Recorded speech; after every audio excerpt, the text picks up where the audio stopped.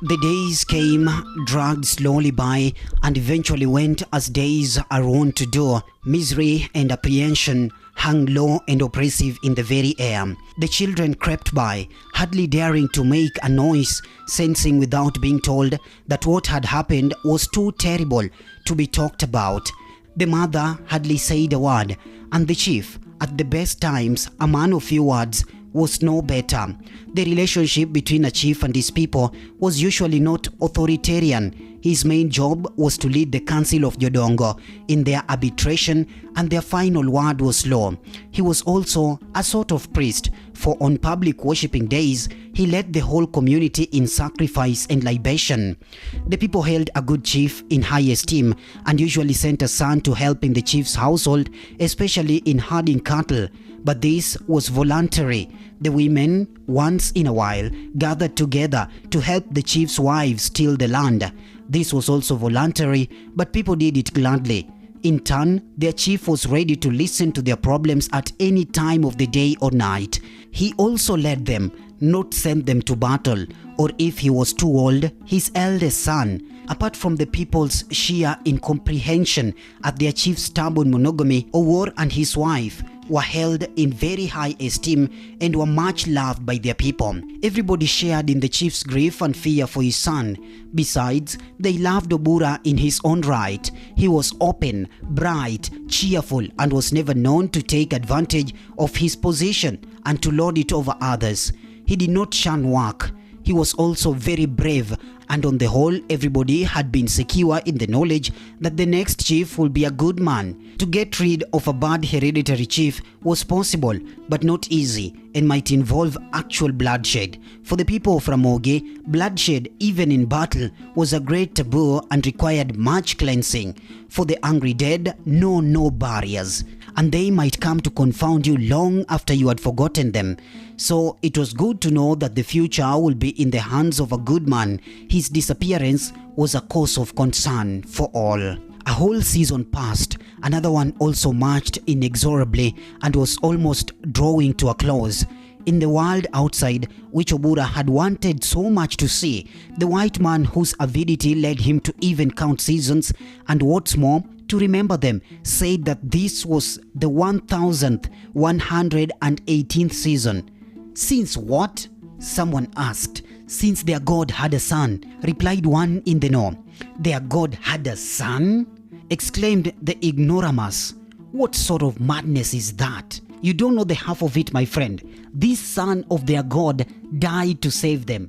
Save them? From what? I think you're leading me on. Where did you hear this anyway? I keep my ears open, my friend. I'm not like you who sleeps on both ears. I keep one open and sleep on the other one. The man in the know laughed mysteriously and went away. What a strange place the world was becoming with white people and their dying god.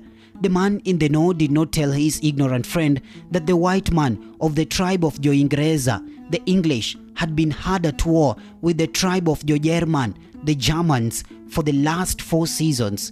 What's the use of talking to a man whose sole occupation was to sleep on both ears? One day, when the warm, humid air lay too wet and heavy even to breathe, with hardly a breeze from the great lake to stir it, a strange man in a long garb reaching down to the ankles and a red headdress that for all the world resembled a tao, a fish dish, arrived in the village and asked for the chief.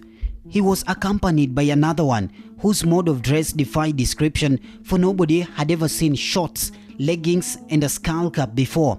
The children, clothed in nothing but the love of Were, god of the rising sun, and a string of beads, came running to see for themselves these white creatures.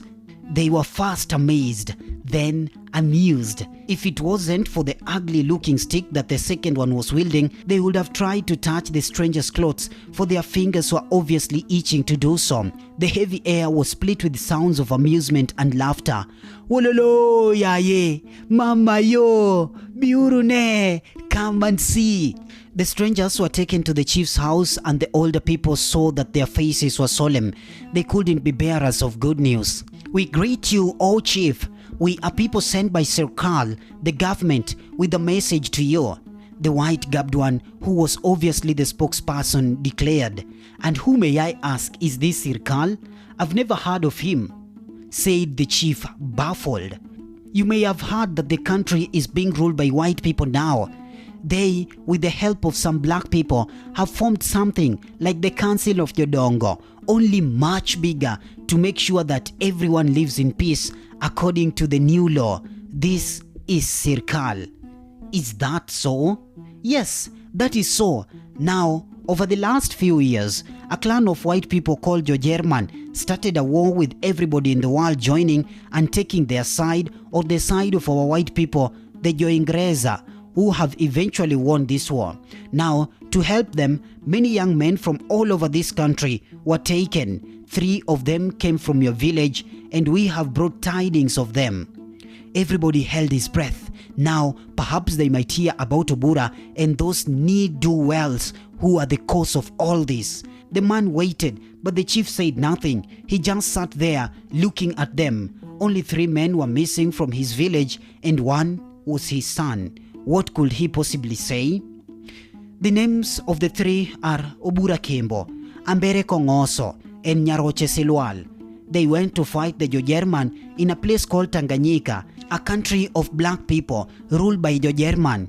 Of the 3, only Nyaroche Silwal survived. And the chief stood up, too stunned to talk, but his jaws were working and the mouth frothing. A wail went up and was caught by those who heard. The rest came rushing to find out what was amiss. Above and between the sound of wailers, an eerie sound was heard once again. It was the keening moan of the bereaved mother. The chief finally found his voice. "I will kill that son of a dog. Where is he? Tell me, where is he? He has killed my son. He has to die." The man seemed to know what exactly the chief was talking about. He lost a leg in the war and is now a beggar in the great market of Kisuma. I doubt he will ever come home again. They then presented the chief with a bracelet which they said was sent by the white people as a thank you and in memory of the fallen men. He held it aside and it was later picked by Nyabera, who hid it. The 2 men left and disappeared back into the bush from which they had arrived unceremoniously. The village went into mourning for the chief's son. It was made worse by the fact that there was nobody to mourn over and to bury. The people traditionally gave vent to their emotions during funerals, but this was not easy without an actual body to keep one's fury up. However, when the mother came out of her son's hut with his spear in her right hand and his colorful oxhide shield in her left, the traditional salute for the fallen warrior, the whole village raised its voice as one.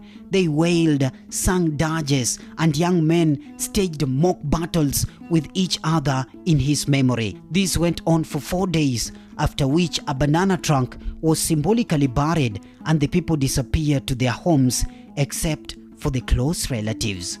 There are 2 ways to deal with pain. Either bear it until time heals, for time is a master healer of even the deepest wounds, or commit suicide. Since the latter was a great taboo and would have brought a great curse among the people, after all, Were gives life and only he should take it.